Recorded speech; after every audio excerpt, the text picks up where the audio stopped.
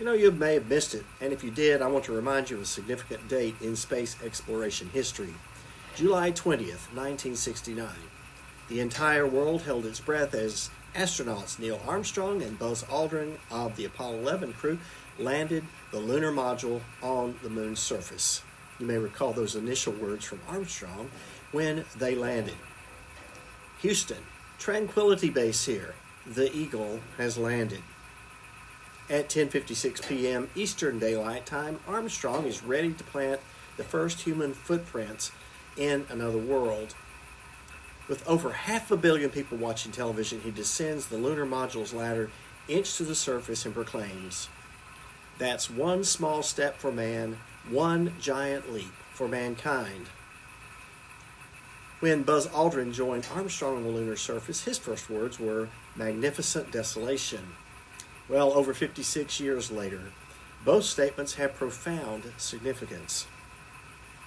As disciples of Jesus, believers in the divine creator, we find that it didn't take long for man to live up to the statement of magnificent desolation of God's creation.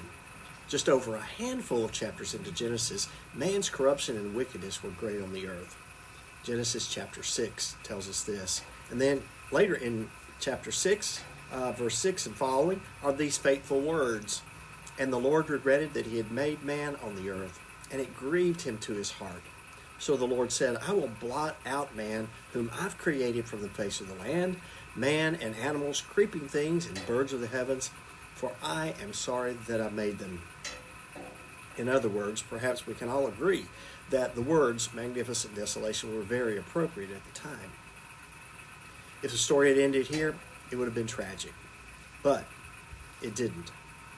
We should all be relieved.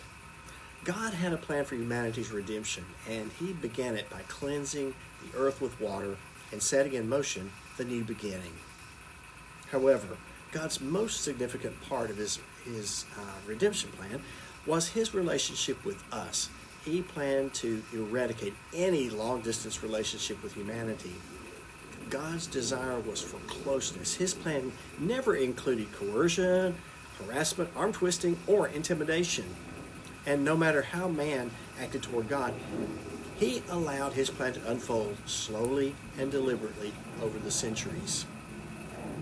His plan entered our world without a worldwide announcement or fanfare or an edict from a governmental leader at just the right time.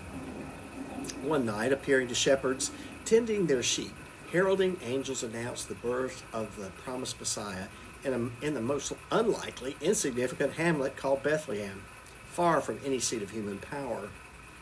Jesus' birth and entrance into our world gave you and me and everyone the eternal hope we desperately need. Even today, God asks us to choose our relationship with him, again, with no arm twisting or coercion. His entrance into our world, although otherwise what might seem a small step or insignificant in human terms, was the one giant eternal leap for all humanity. Let's all remember those historic, even profound words uttered from the surface of the moon over 5.5 decades ago that remind us that God's redemption plan has always included you and me.